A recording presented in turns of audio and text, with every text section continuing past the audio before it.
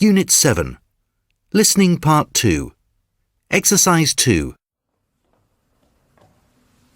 So I'm going to talk to you about adventure racing as my part of the project. Adventure racing's a sport you do in teams, and I got interested in this because I actually took part in one for the first time last year in the north of England with the rest of my family, and we were racing against lots of other teams made up of people of different ages. Anyway, I've done some research, and what I found out turns out to be much more interesting than I expected. The sport's been around for some time. There were races as far back as 100 years ago, and some newish ones which were started in the 1970s and 80s. But really, people have been doing adventure racing in large numbers since the early 1990s, and it's one of the toughest sports you can imagine.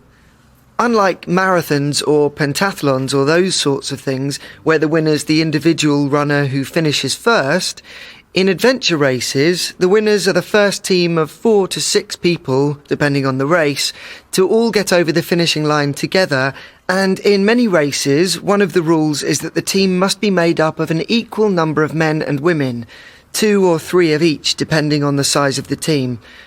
Anyway, it's not like just going jogging or running or something like that.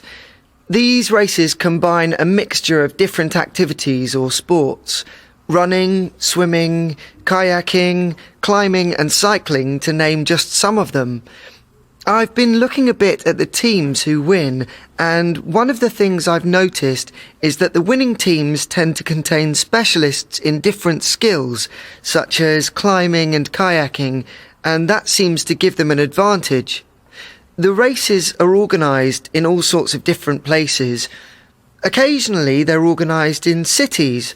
There's a very famous one which takes place in Chicago, in North America, but the majority are held in mountains or deserts. This apparently heightens the sense of adventure and actually makes the race more hazardous, because the course runs over an area which has little in the way of roads, certainly no telephones or hotels, and probably very few inhabitants, so competitors are really isolated and on their own.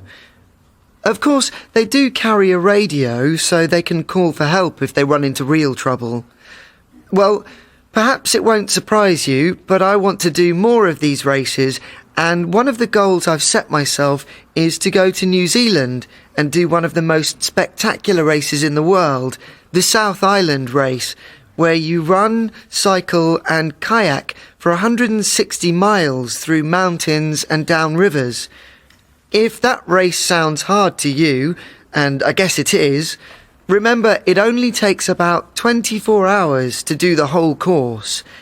I say only because some of them go on for as long as 10 days. Now that's really extreme. At the moment, I'd say that 2 or 3 days would be my absolute maximum in terms of endurance. Competitors have to carry everything they need with them: clothes, food and drink, the lot, and if they run out, they just go hungry or thirsty. On long races, my impression is that the greatest problem is just staying awake, because there are no fixed times for breaks, so teams tend to go on racing for as many hours as they can.